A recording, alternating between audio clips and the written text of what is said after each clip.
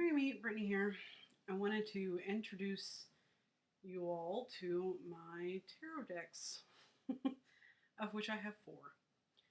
So, technically, I have a collection of tarot decks because the collection is three, but I don't collect tarot decks because I think that there's too much. Uh, the relationship between you and a tarot deck runs too deep to um, to collect them. That's just my personal opinion. That's just me. And a couple of these decks I don't really connect with anymore, but I keep them because one was my first deck, one I got in England. Um, I felt very called to them at the time. I might feel called to them again at some point in the future. But, so yeah, I keep them. So the first deck is the Unicorn Tarot, and the artist is Liz Hilton, and the author is Susan Starr. And the back of them, okay, the back of them look like this. Ooh, Blair, sorry. Very pretty. The front of them, and that was just the card that I happened to pick up, and that interesting.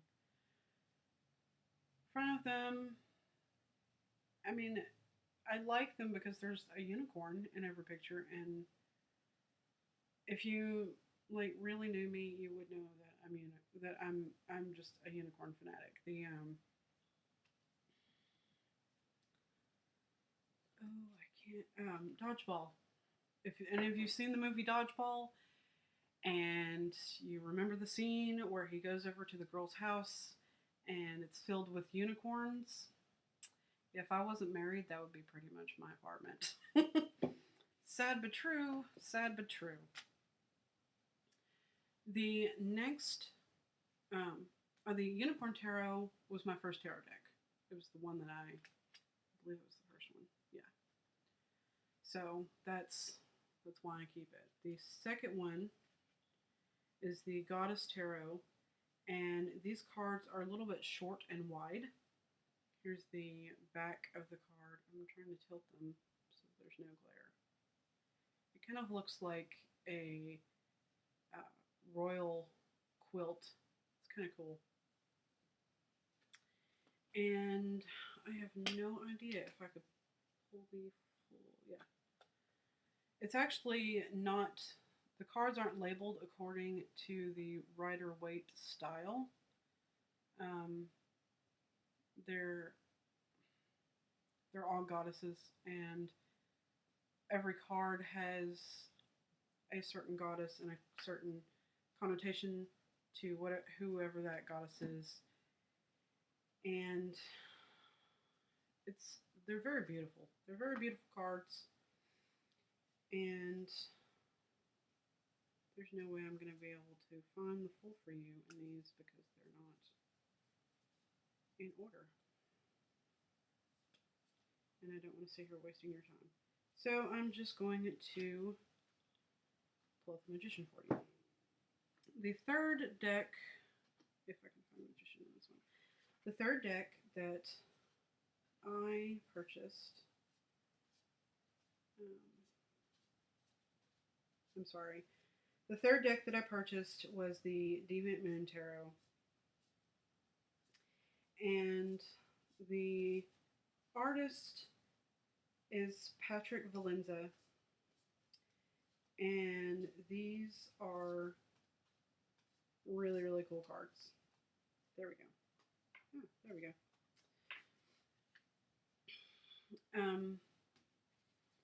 The back of them looks like this, and the full looks like this. They are considered a dark deck um, for For those of you that don't know, there are decks that are considered light decks, and their colorations are for the most part lighter, and um, they have lighter subject matter and lighter energy to them. Darker decks the opposite. Um, and I didn't want to go through and worry about finding the full for you. But the last deck that I bought was Shadowscapes. Actually, I didn't buy it; it was gifted to me. The back looks like that. They're very pretty, and the fronts are like that. If you've watched any tarot videos, a lot of them use this deck. And this is the Magician. My hands were over it. This deck is created by Stephanie Humanlaw. And I'm sorry I didn't mention who the tarot Goddess Tarot was by.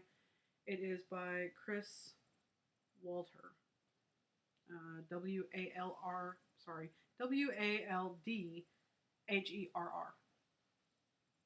So, the Goddess Tarot was the one that I got in England when I was in high school. I went on a trip with the People to People Ambassador group, and we stopped in a bookstore, and I was looking at all different kinds of books, and I just heard something call to me from the other side of the store, and it was the deck, which is so crazy and cool.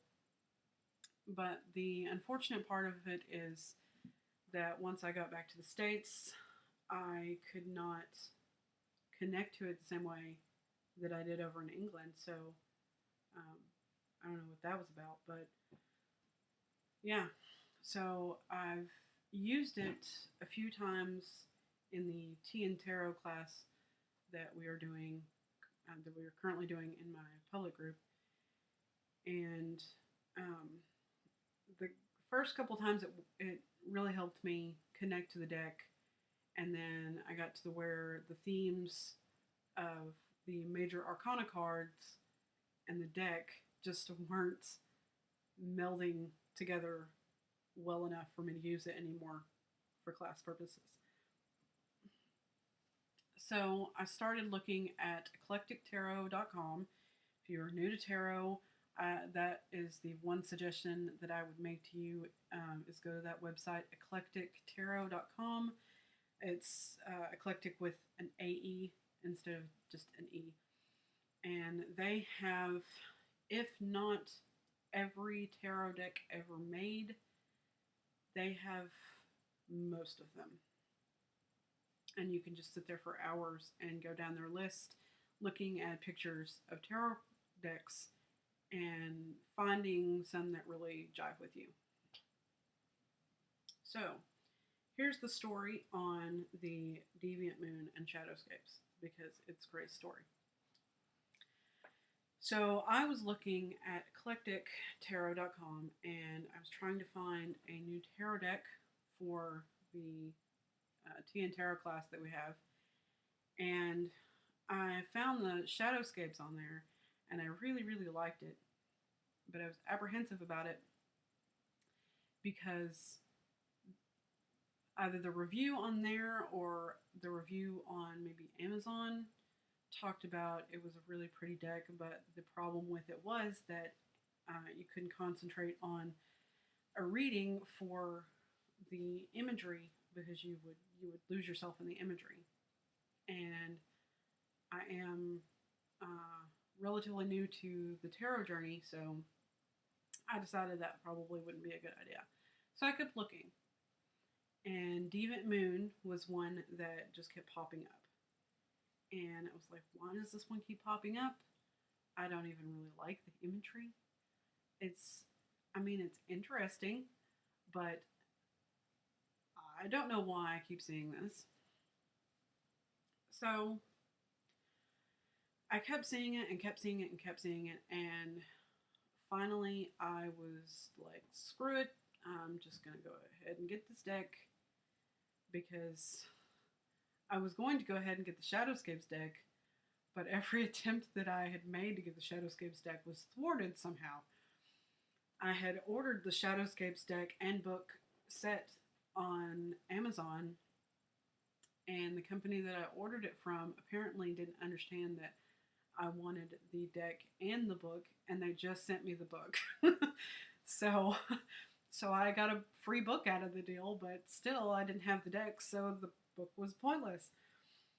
So I went ahead and just said screw it, and I bought the Deviant Moon deck, and this deck, I have never experienced a deck that was so loud.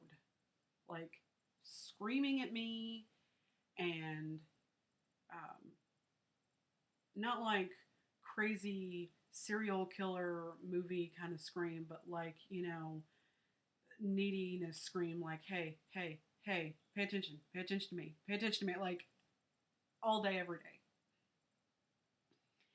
And I started doing daily drawings with it, and it